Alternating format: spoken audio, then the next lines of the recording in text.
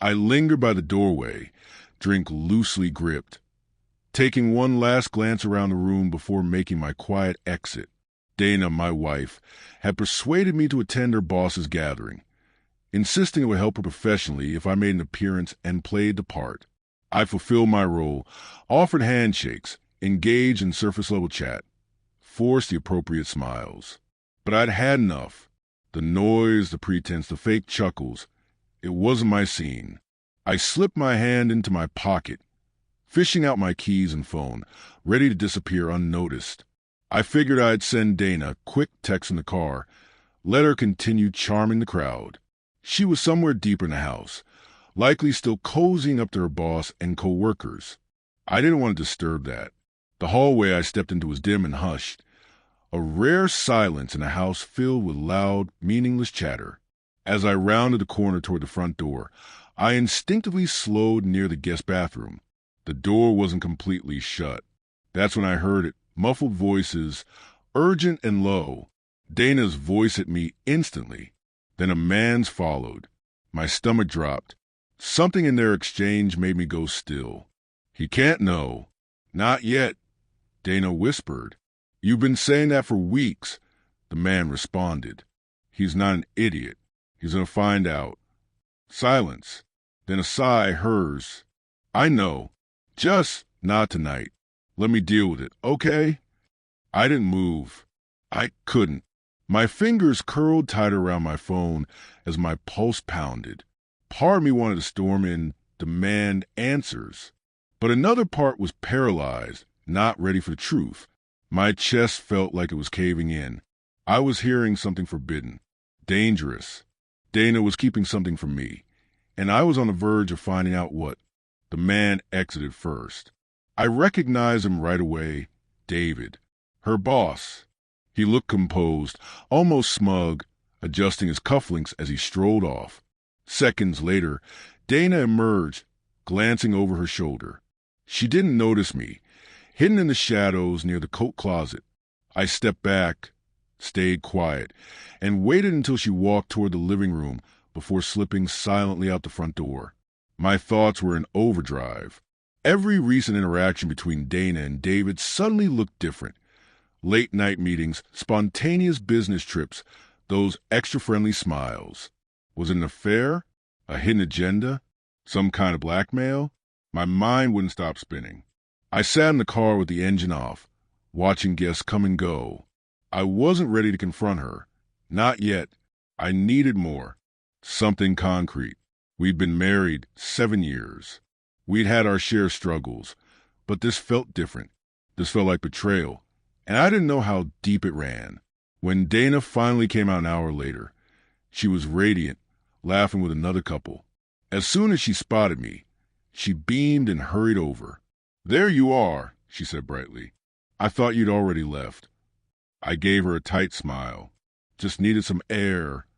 She didn't catch the tension in my jaw, or how I avoided looking her in the eyes. On the drive home, she rambled on about how successful the evening had been, how well her presentation went. I nodded, gave short answers, faking fatigue. Inside, I was wide awake, thinking, piecing things together. That night, as she slept beside me, I stared at the ceiling, my mind racing. I thought about hiring a private investigator, about looking through her phone, something I never thought I'd consider. But now, I wasn't sure I knew the person lying next to me. Over the next few days, I acted as if everything was normal. I kissed her goodbye in the mornings, asked about her day, made dinner, laughed when it was expected. But I watched. I listened. Every time her phone buzzed, every call she ignored, every email she minimized too fast, I noticed. I started trailing her after work. Not daily, just enough to observe a pattern. Most nights, she came straight home. But twice, she made stops. One time, it was a hotel bar downtown. She sat across from David for nearly an hour, their heads close together. Another time, it was a park. They stood under a tree, speaking quietly, like teens sneaking around. I took photos, logged the dates and times. I wasn't confronting her, without undeniable proof. I didn't just want to know. I needed her to see it too, to admit it. Then came the night she walked in late, flustered. Traffic was awful, she said, avoiding my gaze. I just nodded. Another long meeting with David? Her eyes flickered, just for a second. Yeah, it went long. I smiled faintly. Figures. He just seemed to keep you busy. She paused. Is everything okay? I leaned in and kissed her forehead. Of course. Just tired. But I wasn't tired. I was finished pretending. A week later, I laid the photos on the dining table. Tell me what this is, I said. My voice was steady, but unyielding. She froze. Where did you get these? That's not what matters, I said. What's going on between you and David? She sank slowly into a chair, her face pale. It's not what you think. I raised an eyebrow. Then explain it. She stared at the photos, then at me. It started a few months ago. I didn't mean for it to. It was just one night at first, then it got messy. So it isn't a fair. Tears welled up. Yes, but it's over. It's been over for weeks. Doesn't look over in these, I said quietly. She broke down, sobbing. I was afraid to tell you. I thought I'd lose everything. I still love you. I sat there, empty. You already lost me, Dana. You just didn't know it. She reached out, but I pulled away. I need space. A lot of it.